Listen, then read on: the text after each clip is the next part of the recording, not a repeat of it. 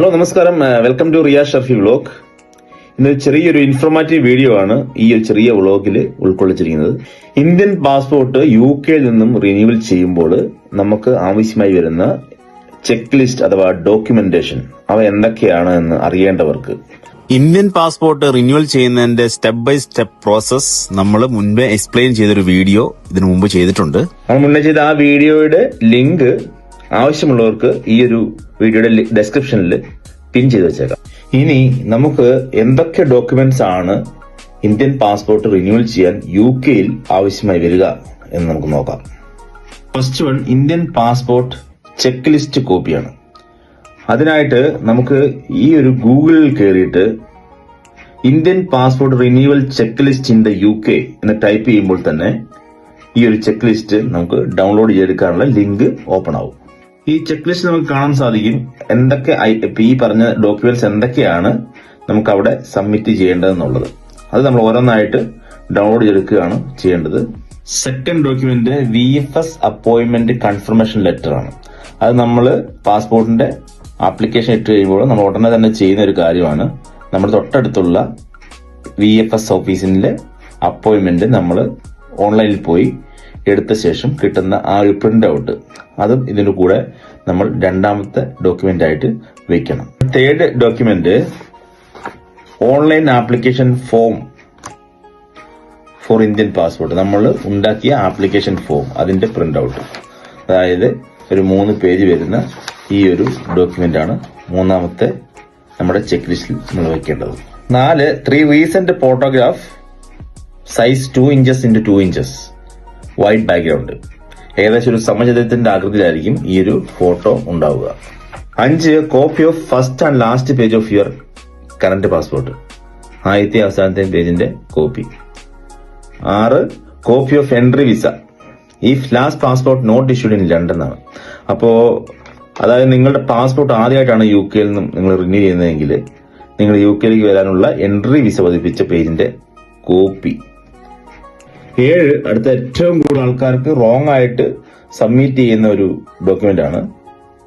അതായത് copy of valid UK immigration status അഥവാ visa along with share code. ഇത് എടുക്കുമ്പോൾ പലർക്കും തെറ്റിപ്പോകുന്ന ഒരു ഡോക്യുമെന്റ് ആണ്. കാരണം ഇത് ഇവിടെ നമുക്ക് വേണ്ടത് റൈറ്റ് ടു ഇമിഗ്രേഷൻ വിസയാണ്. ഇപ്പം നമുക്ക് പല രീതിയിൽ ഷെയർ കോഡ് ജനറേറ്റ് ചെയ്യാം. ഒന്ന് right to work, right to rent, right to immigration. അപ്പൊ നമ്മൾ എടുക്കേണ്ടത് right to immigration visa status ആണ്, അതിന്റെ കോപ്പി. 8, UK address proof. ഇവിടെ നമുക്ക് നമ്മുടെ utility bill, bank statement, council tax ഇതിലേതെങ്കിലും ഒന്നിന്റെ കോപ്പി നമുക്ക് UK അഡ്രസ് പ്രൂഫായിട്ട് യൂസ് ചെയ്യാം. 9, ഇന്ത്യൻ അഡ്രസ് പ്രൂഫാണ്.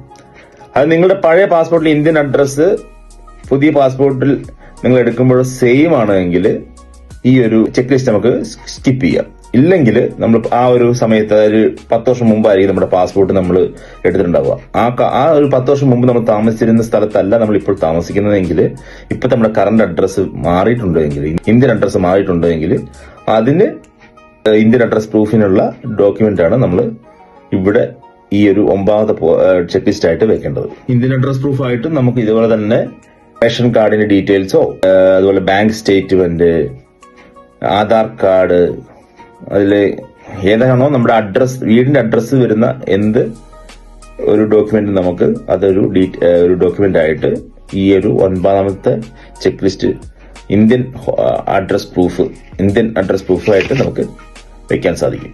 അതോടൊപ്പം തന്നെ നിങ്ങളുടെ വൈഫിന്റെയോ ഹസ്ബൻഡിന്റെയോ പേര് നിങ്ങളുടെ പാസ്പോർട്ടിൽ ഉൾപ്പെടുത്തണമെന്നുണ്ടെങ്കിൽ നിങ്ങളുടെ മാരേജ് സർട്ടിഫിക്കറ്റിന്റെ കോപ്പി പ്ലസ് വെരിഫിക്കേഷൻ ആയിട്ട് നിങ്ങളുടെ ഒറിജിനൽ മാരേജ് സർട്ടിഫിക്കറ്റ് കൂടി ഇതിന്റെ കൂടെ നമ്മൾ ചെക്ക് ലിസ്റ്റിന്റെ കൂടെ ഉൾപ്പെടുത്തണം. 10, അനസ്റ്റർ ആണ്. അനസ്റ്റർ നമുക്ക് നേരെ ഈ സാധാരണ ഗൂഗിളിൽ പോയി നേരെ നമുക്ക് ഡൗൺലോഡ് ചെയ്തെടുക്കാൻ പറ്റും. പിന്നെ അനസ്റ്റർ D, അതായത് if the applicant is minor below 18 years ആണെങ്കിൽ അതിന്റെ ഒരു സമ്മതപത്രം അനസ്റ്റർ D നമ്മൾ ഡൗൺലോഡ് ചെയ്തെടുക്കുന്നു.